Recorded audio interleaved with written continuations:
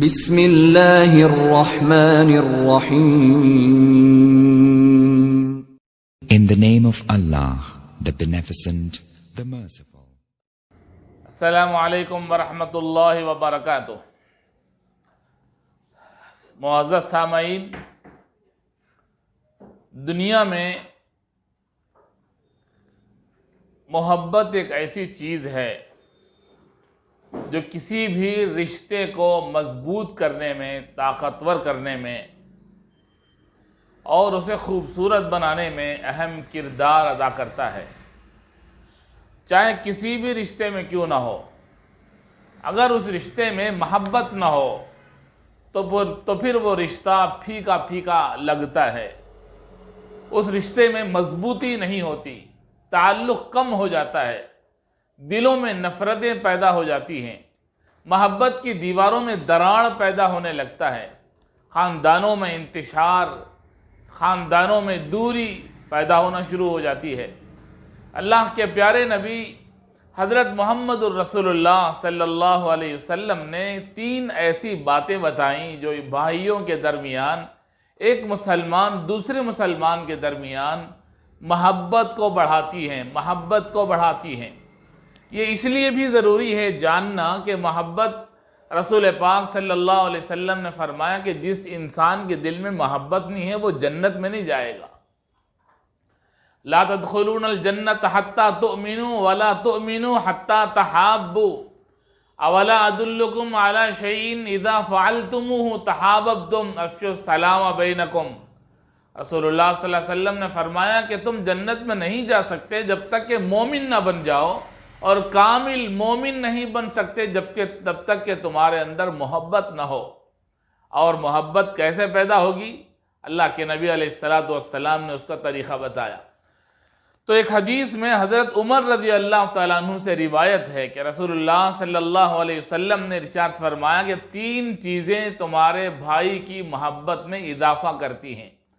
بھائی کا مطلب مومن بھائی ہمارا، جو ہم سے اگرچہ کہ اس کے سینے میں کچھ میل ہے، ہمارے بارے میں کچھ بھرا ہوا ہے، اسے دور کر کے اپنے قریب کرنے، محبت پیدا کرنے، محبت کو بڑھانے کے 3 اصول ہیں جو رسول اللہ صلی اللہ علیہ وسلم نے سکھایا ہے.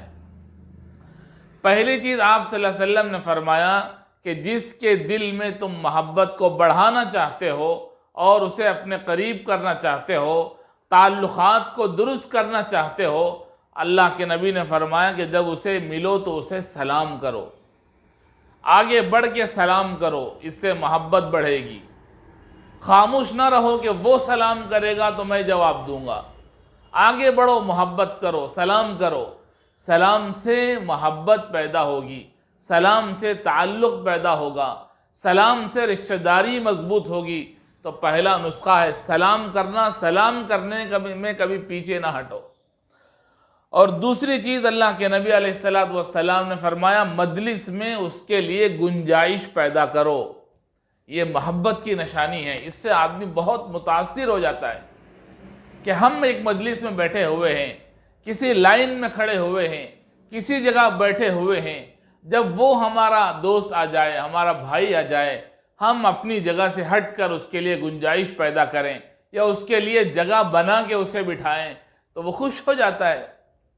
آپ لائن میں کھڑے ہیں، آپ کا ایک دوست آ گیا، دیکھا کہ لائن بہت لمبی ہے، اس لائن میں کھڑوں گا تو کافی دیر ہو جائے گی، مگر آپ نے اسے دیکھ لیا، آپ کہنے لگے کہ بھائی آپ میری جگہ میں کھڑے ہو جائیے، میں چلا جاتا ہوں. اپنی جگہ آپ نے اس کو دے دی، مجلس میں کشادگی پیدا کر دی، وسعت پیدا کر دی، جگہ پیدا کر دیا. تو یہ محبت کو بڑھانے والا کام ہے، محبت کو بڑھانے کا کام کرتا ہے. مجلس میں کشادگی پیدا کرو. فَافْصَحُوا يَفْصَحِ اللَّهُ لَكُمْ. اللہ تعالیٰ نے قرآن مجید میں فرمایا کہ جب اپنا مومن بھائی آئے تو کشادگی پیدا کرو مجلس میں.